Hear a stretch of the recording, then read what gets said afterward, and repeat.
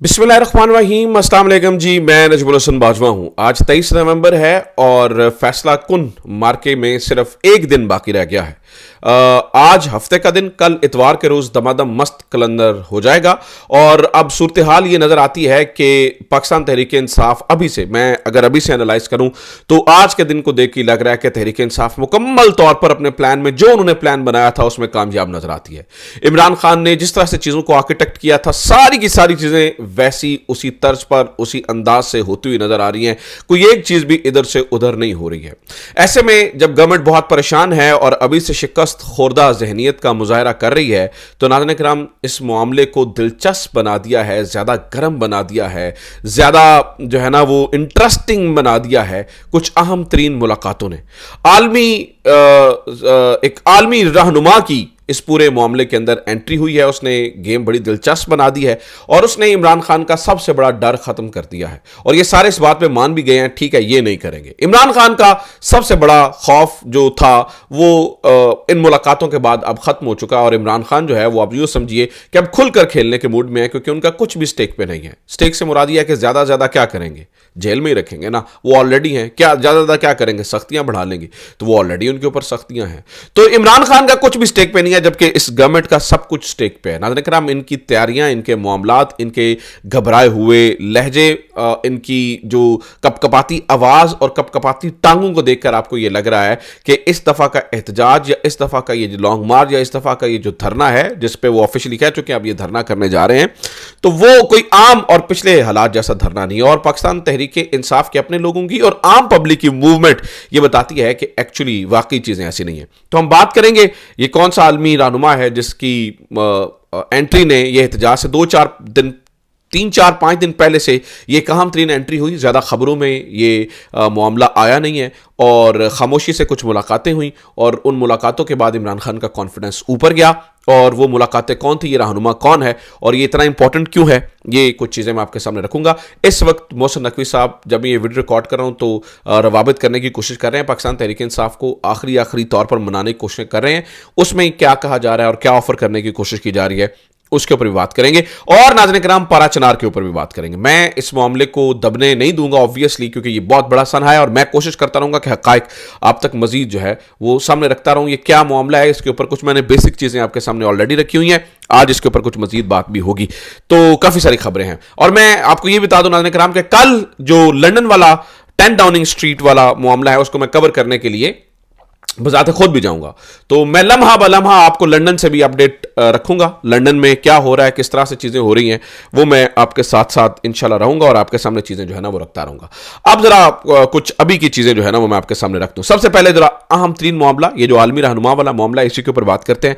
नाज़रीन किराम, आपको ये याद होगा कि कुछ दिन पहले, यानी कि टू बी वेरी एग्जैक्ट 11 नवंबर 2024 को, आज से तकरीबन 12 दिन पहले एक खत आया था बरतानवी वजीर खारजा का और उस खत ने चूल्हे हिला दी थी पूरे मामले की।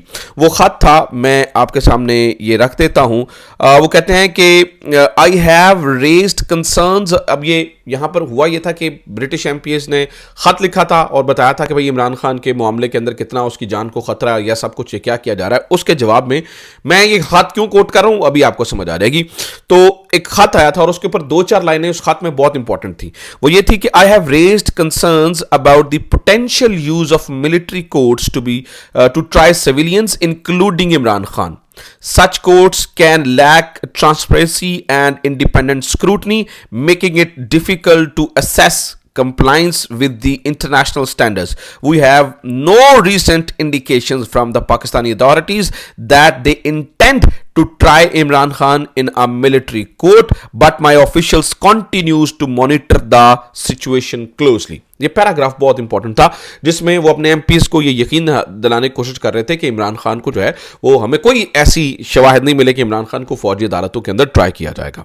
और इसमें वो बता रहे थे कि हम इसको मॉनिटर करते रहेंगे। इस खत के बाद नाज़रीन किराम, बरतानिया के नाइब वजीर खारजा हमेश फैल्कनर पाकिस्तान पहुंच जाते हैं और पाकिस्तान में जाकर वो कुछ अहम तरीन मुलाकातें, और ये मुलाकातें जब मैं ये वीडियो रिकॉर्ड करूं तो इससे 2-3 दिन पहले हुई हैं। खामोशी से बड़ी, यानी कि प्रेस रिलीजें कुछ और आती रहीं کہ بھائی وہ وہی پرانی یعنی باہمی تعلقات اور یہ اور وہ اس طرح کی باتیں آتی رہیں، باہمی دلچسپی کے امور اور اس طرح کی چیزیں. حالانکہ یہ جو انہوں نے ملاقاتیں کی ہمیش فیلکنر صاحب نے، وہ بڑی اہم ملاقاتیں تھیں، جیسے کہ ہمارے وزیر خارجہ سے ملاقات، جیسے کہ ہمارے وزیر داخلہ سے ملاقات، جیسے کہ اطلاعات ہیں کہ شاید پرائم منسٹر سے بھی ملاقات. تو یہ ان ملاقاتوں نے بڑا ایک زبردست میسج دیا ہے، کیونکہ یہاں پر برٹش جو ہیں وزیر خارجہ وہ اپنے ایم پیز کو یقین دلا رہے ہیں کہ ہمیں کوئی ایسی انڈیکیشن نہیں ملی ہے کہ عمران خان کو فوجی عدالتوں میں ٹرائی کیا جا رہا ہے. اور ان ملاقاتوں کے اندر بھی ناظرین کرام یہ پکا طور پہ بتایا گیا ہے کہ بھائی عمران خان کو رپورٹڈلی کہ وہ ملٹری کورٹس میں ٹرائل نہیں کیا جائے گا. عمران خان کا سب سے بڑا خوف اور ڈر، اگر ویسے تو وہ کسی سے نہیں ڈرتا اللہ کے سوا، لیکن اگر کسی چیز کا خوف ہوگا یا کسی چیز کی پریشانی ہوگی، آبویسلی انجسٹس جو ہے نا انصافی ہے، تو وہ اس کا فوجی عدالتوں کے اندر ٹرائل ہونا ہے. یہ معاملہ ناظرین کرام اس کے اوپر سارے مان گئے ہیں، اور یہ معاملہ یعنی کہ عمران خان کو فوجی ٹرائل میں ہم جاتے ہوئے تو نہیں نظر آ رہے ہیں. اور یہ جو ملاقاتیں مین ملاقاتیں کی گئی ہیں، انہوں نے آلریڈی انٹرنیشنلی ایک پریشر بلٹ کر دیا ہے پاکستانی گورنمنٹ کے اوپر کہ آپ اندھا دھند ایویں بلا وجہ ان چیزوں کو اور ان اقدامات کو نہیں کر سکتے ہیں کہ جیسا جو آپ کے دل میں آئے گا آپ کرتے چلے جائیں گے اور قانون کی دھجیاں اڑاتے چلے جائیں گے اور انٹرنیشنل قوانین جو ہیں بنے ہوئے ان کی دھجیاں اڑاتے چلے جائیں گے. مثال ہے، مطلب میں آپ کو بتاتا ہوں کہ یعنی ہمارا آئین یہ کہتا ہے کہ جناب آپ کو فری موومنٹ کی، آپ کو ایسوسیشن کی، آپ کو ڈیمانسٹریشن کی، آپ کو جلسے جلوسوں کی اجازت ہے. لیکن آپ یہ دیکھیے نا کہ انہوں نے اس دفعہ کتنی باریکی سے واردات ڈالی ہے، بہت سارے لوگوں کی اس کے اوپر نظر نہیں گئی. جسٹس عامر فاروق صاحب کا یہ فیصلہ کیسے استعمال ہو رہا ہے؟ جسٹس عامر فاروق صاحب کو بڑا یہ عین موقع کے اوپر یہ فیصلہ دینا یاد آیا. انہوں نے کہا جی اور یہ جو ابھی نیا قانون بنا ہے 2024 والا، اس کے مد نظر آپ ان کو روک دیجیے، آپ کو نہ ان کو آنے دیجیے. ٹھیک ہے، ان کو آنے کی اجازت اسلام آباد میں نہیں ہے. حالانکہ آئین یہ کہتا ہے کہ آپ فری موومنٹ کے لیے آپ کر سکتے ہیں، جا سکتے ہیں، اگر آپ پرتشدد نہیں ہیں، یعنی کہ اگر آپ کوئی اس طرح کا کام نہیں کر رہے ہیں. تو مجھے ایک بات بتائیے، اب تک کی اطلاعات کے مطابق میں آپ سے یہ جاننا چاہتا ہوں، مجھے یہ بتائیے کہ تحریک انصاف نے کس شاہراہ کو بند کیا، تحریک انصاف نے کس روڈ کو بند کیا، تحریک انصاف نے کس گلی کو بند کیا، تحریک انصاف نے کس گملے کو توڑا، کہاں پر آگ لگائی؟ تحریک انصاف تو صرف احتجاج کرنے کے لیے اسلام آباد میں آ رہی ہے.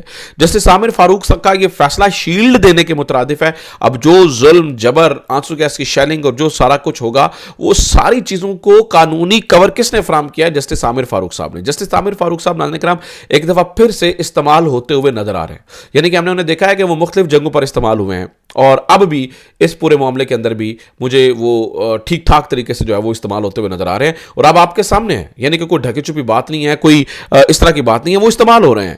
اور انہی کے اس آرڈر کو بنیاد بنا کر جتنا کل مارا جائے گا یا کٹا جائے گا یا جو کچھ کیا جائے گا یا جو ظلم اور بربریت کی جائے گی، اس کے پیچھے جسٹیفیکیشن دی جائے گی جی ہمارے پاس کورٹ کا آرڈر ہے کہ بھائی تم دو مار دو بھائی، یعنی کہ وہ کچھ اس طرح سے کریں گے نا. میں کورٹ کا آرڈر تو یہ ہوگا کم از کم کہ ٹھیک ہے یار آپ کو غیر قانونی کام نہ کرنے دیں. لیکن جسٹس عامر فاروق صاحب کو یہ فیصلہ لکھتے خیال نہیں آیا کہ بھئی ایک چیز ہے جس کا اس ملک کے اندر ہم نے نام آئین بھی رکھا ہوا ہے، اس کو کوئی نہیں. بہرحال محسن نقوی صاحب نے اسی فیصلے کو بنیاد بناتے ہوئے ابھی کچھ دیر پہلے ناظرین کرام رابطہ کیا ہے، اور رابطہ کر کے انہوں نے بیرسٹر گوہر کو آخری دفعہ وارن کرنے کی کوشش کی ہے اور سمجھایا کہ آپ اس اجلاس کو مؤخر کر دیں.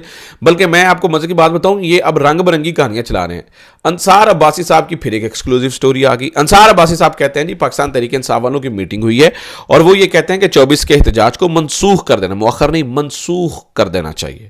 یعنی یہ کہتے ہیں کہ تحریک انصاف کے اندر کی بات ہے، تحریک انصاف کے اندر پہ یہ لوگ کہہ رہے ہیں کہ ایسا کیجئے کہ 24 نومبر کا یعنی کہ کل کا جو احتجاج ہے اس کو منسوخ کر دیتے ہیں.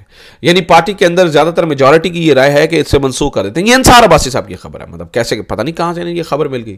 حالانکہ ابھی کچھ دیر پہلے بیرسٹر گوہر صاحب نے جو ہے نا وہ کہہ دیا کہ ہم نے جو ہے نا وہ یہ بتا دیا ہے، اور میرے خیال سے انہوں نے آفیشلی بھی یہ جاری کر دیا ہے کہ وہ کسی بھی طور پر کل کا احتجاج روکنے والے نہیں ہیں. اور ابھی میں آپ کو بتاؤں، آپ بلیو کیجئے میرے پاس خبریں آ رہی ہیں کہ انہوں نے کیا، دیکھیے ہوسٹلز بند، دکانیں بند، شہر بند، سڑکیں بند، جی ٹی روڈ بند، موٹر ویز بند، پل بند، یعنی دو شہروں کو ملانے والے پل ہی بند کر دیے ہیں. اب سرائے عالمگیر سے ناظرین کرام ایک مریض بیمار ہوا اور اس کو لے کے جانا تھا انہوں نے جہلم. ٹھیک ہے، اب سرائے عالمگیر اور جہلم جڑے ہوئے ہیں، راستے میں صرف ایک ٹول پلازا آتا ہے اور اس کے بعد جو ہے نا وہ پل آتا ہے.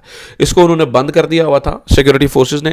اب یقین کرا کیجئے اسٹریچر کے اوپر وہ اٹھا کر پل کے اوپر لے کر آئے، لیکن ان کے عزیز نے، میں بھی وہ ویڈیو دیکھ رہا تھا کہ وہ جہلم پل کے اوپر اپنی آخری سانس لیے اور جان دے دی. مجھے بتائیے کہ ان کی اموات کا کون ذمہ دار ہے؟ ان کی اموات کا کون ذمہ دار ہے؟ عظما بخاری صاحبہ تو منجلکا بن کر کہہ رہی ہیں کہ دہشت گرد آ رہے ہیں، دہشت گرد آ رہے ہیں. لیکن مجھے ایک بات بتائیے، کل میں تو ابھی ایک ٹویٹ بھی کیا ہے، میں نے کہا یہ جو منجلکا بن کے کہہ رہے ہیں نا کہ دہشت گرد آ رہے ہیں، دہشت گرد ہیں، یہ ورکرز نہیں، یہ دہشت گرد ہیں، ان کو میں یہ بتا دوں کہ کل یہ رو رہے ہوں گے، چیخ رہے ہوں گے اور پیٹ رہے ہوں گے، ہم صحافی ان کے لیے آواز اٹھا رہے ہوں گے اور ساتھ میں ان کو یاد کروا رہے ہوں گے یہ فرعونیت، یہ فرعونیت سے بھرا لہجہ، یہ غرور اور یہ تکبر، یہ یاد کروائیں گے ہم آپ کو اور بتائیں گے کہ آپ نے بڑی سخت زیادتیاں کی ہوئی ہیں تب. لیکن ناظرین کرام، اوور آل سچویشن یہ ہے کہ یہ جو کچھ عالمی پریشر بنا ہے، یہ عالمی پریشر جو ہے وہ ان کو ٹکنے نہیں دے گا، اور یہ بہت کچھ، یعنی گورنمنٹ کے پاس کچھ بہت زیادہ چیزیں، ان کے کارڈز ان کے ہاتھ میں نہیں ہیں، یہ بہت زیادہ چیزیں جو ہے وہ کچھ نہیں کر سکیں گے. اچھا، میں ناظرین کرام کچھ آپ کے سامنے، کیونکہ اسی سے ریلیٹڈ پارا چنار والا معاملہ ہے تو وہ بھی آپ کے سامنے میں رکھ دیتا ہوں. پارا چنار میں آپ تک تو اتنی اطلاع پہنچی کہ وہاں پر جی ایک مقام پہ فائرنگ ہوئی. کچھ ہم نے وہ چیزیں دیکھی اور بی بی سی نے اس کے اوپر رپورٹ کیا کہ یہ جو فائرنگ ہے یہ 14 کلومیٹر کے علاقے میں ہوئی ہے. ایسے نہیں ہے کسی پہاڑی پہ بیٹھ کر فائر مار دی انہوں نے. 14 مندوری اور اچت اور بگن، یہ ان 3 مقامات کے اوپر جو ہے نا وہ فائرنگ ہوئی ہے. یعنی گاڑی ایک علاقے سے نکل کر بچ کے نکلتی تھی تو دوسرے علاقے کے اندر فائرنگ ہوتی تھی، دوسرے علاقے سے بچ کے نکلتی تھی تو تیسرے علاقے میں فائرنگ ہوتی تھی. اور ایسا نہیں ہے کہ یہ گاڑیاں جا رہی تھی، یہ ایک کانوائے کی شکل میں جا رہی تھی اکٹھے، اور ان کو سیکیورٹی فراہم کرنے کے لیے آگے 6 لوگ تھے.